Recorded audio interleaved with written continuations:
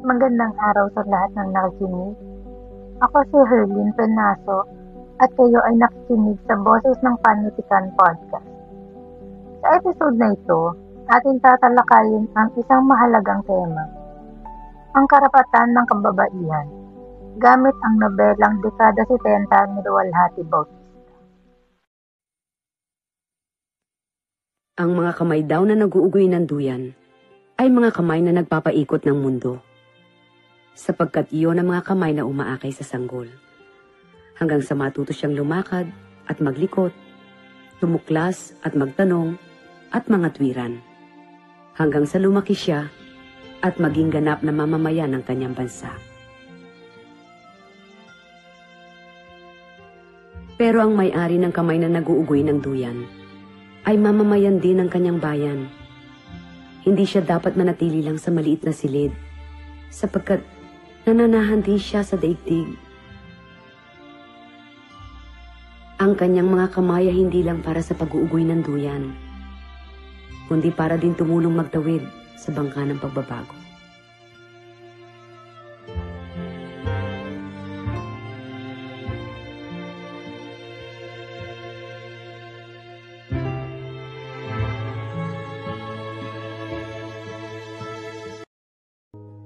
Bakit nga ba nananatiling makabuluhan ang nobelang ito?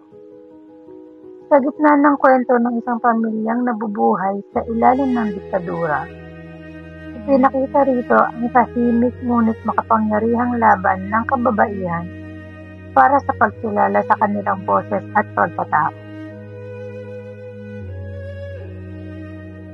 Dekada 60 ay nakapaloob sa pamilyang Bartolome na nabuhay noong batas militar. Ang ama, si Julian, ay isang konserbatibo at partiyakal. Ang ina, si Amanda, ay tahimik na nakapaloob sa tradisyonal na papel bilang isang asawa at ina. Sa paglipas ng panahon, natutunan niyang magtanong-tanong at unti-unti nahanap ang tapang para magsalita. Isang linyang hindi ko malilimutan na sabihin niya, "Ano ba ako? Asawa at ina ng mga anak mo. Kailan ba magkakaroon ng pagkakataong para maging ako?" Sa simpleng tanong na ito, makikita natin ang hinain ng mga kababaihan noong na para bang ang kanilang pagkatao ay nakatali sa papel na itinakda ng lipunan. Dito, makikita ang malinaw na tema ng nobela, ang pagkakabaka ng kababaihan para sa pagkilala ng kanilang karapatan. Noon, ang mga babae ay inaasahang manatili sa bahay, tahimik na suportahan ng asawa, at maging haligi ng tahanan. Ngunit, walang puwang para sa kanilang sariling pangarap at paninindigan.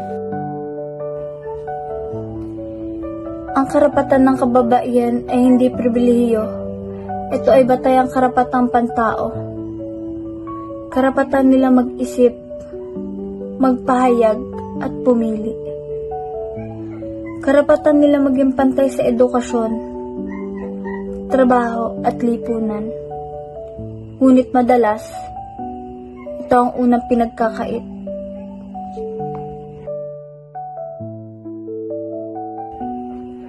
Sa nobela, malino ang kawalang boses ni Amanda sa loob ng kanilang tahanan.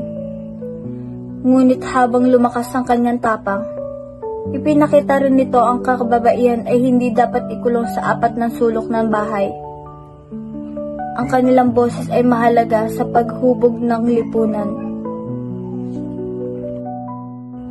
At kung titignan natin ngayon, mas malayo na ang narating ng kababaihan. May mga babaeng leader, profesional at aktivista na nagbabasag ng mga stereotype. Ngunit hindi ibig sabihin ay tapos na ang laban. Nandyan pa rin ang diskriminasyon, harassment at unequal opportunity. Kaya nananatiling relevant ang kwento ni Amanda. Sa kasalukuyang panahon, makikita natin ang impluwensya ng laban ng kababaihan sa iba't ibang larangan. Mas marami ng kababaihan ang nagtataguyod ng kanilang boses sa politika, sining, agham, at edukasyon.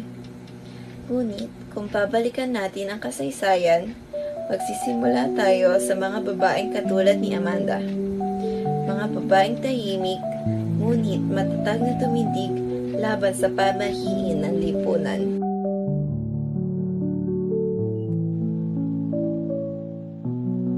Sa huli, ang dekada 70 ay hindi lamang kwento ng diktadura. Isa rin itong kwento ng kababaihan, ng kanilang tahimik na pakikibaka at ng unti-unti nilang pagbangon upang kilalanin ang kanilang boses.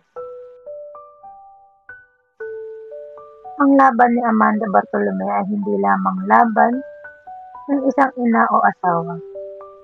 Ito ay laban ng lahat ng kababaihan at higit pa, laban ng bawat isa sa atin para sa hustisya at pagkakapantay-pantay. Kaya tandaan natin, ang karapatan ng kababaihan ay hindi espesyal na hiling, kundi isang karapatang pantao na dapat igalang at ipaglaban. Ako si Herlyn Tenaso at ito ang Boses ng Panitikan Podcast.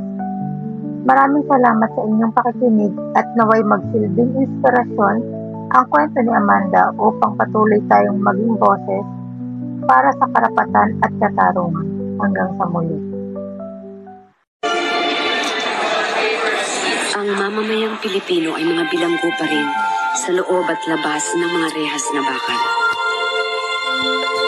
Ngunit araw-araw ay isinisilang ang mga anak at magulang na magtatawid sa bangka ng pagbabago.